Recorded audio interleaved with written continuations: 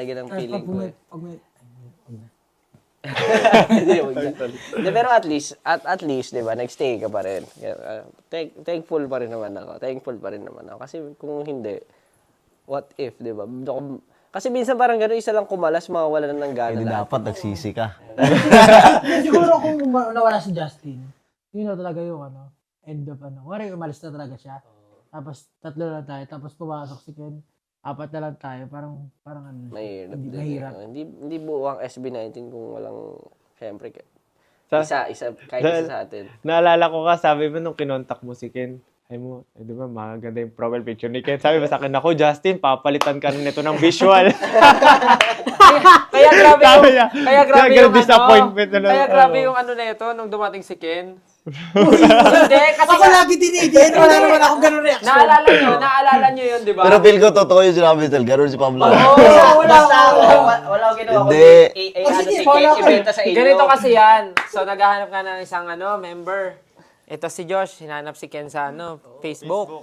Sa pagkakita, ito, nagkikip up cover to, ganyan. Tapos inasar niya, naku, Justin, yari ka na. Pag dumating ito, makapalitan ka na ng main visual. Tapos syempre kami, sa alala sa Pablo, gugupings ba yan? Sige, tingnan natin. Itong Ken, hindi ko alam kung 5 hours ba itong naglakad sa kalsada nung araw na yun. Pagkadating niya, sabi talaga ni Pablo, Wala akong sabi, Feeling ko talaga totoo yan. wala akong ganun reaction. oo, ganyan Feeling ko reaction mo totoo lagi. yan. Feeling ko totoo Alam mo yung yan. tingin niya, Kilala titingin kita. siya, tapos parang, Nakakilala ko siya eh. oo Hindi, nga kilala eh. din kita nung unang... Di ba nakasama ko yung amigo ba Oo yun? nga.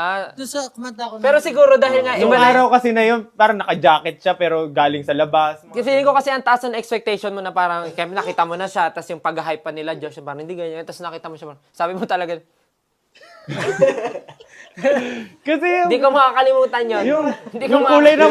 Feeling ko totoo yan. Yung sinabi kay Totoo yan. Ay, sinabi kay G22. Siguro ganun ito. Ito ba yung sinabi mo? Sinabi yung G22. Parang, Ganyan. Nung dumating si Ken, gumanyo ka talaga. Nasa meeting room pa tayo nun. Sabi mo talaga, naka pa siya, pink na sweatshirt, naka-gray na jogging pants, tapos black yung bag niya na snapback. Green. Gray. Yung buko yung green ata nun eh. Oo, costume yun. Blonde. ambo mo, Blonde medyo siya. brown. Orangey brown. Parang Yung init. Parang galing sa init yung yung ganun. kulay. Ganun. Tapos gulo-gulo yung buhok. Hindi, siya nun yung kimpi na ganun. Kimpi Oh, di ba? It's very clear. Sobrang clear. Undercut, Naalala ko undercut. nun. Oh, Nakaganon ka pa rin, ikaw yung nasa kabisera ng upuan nun eh. Tapos pagdating niya, gumanon siya. Tapos tinignan mo pa siya ng gano'n.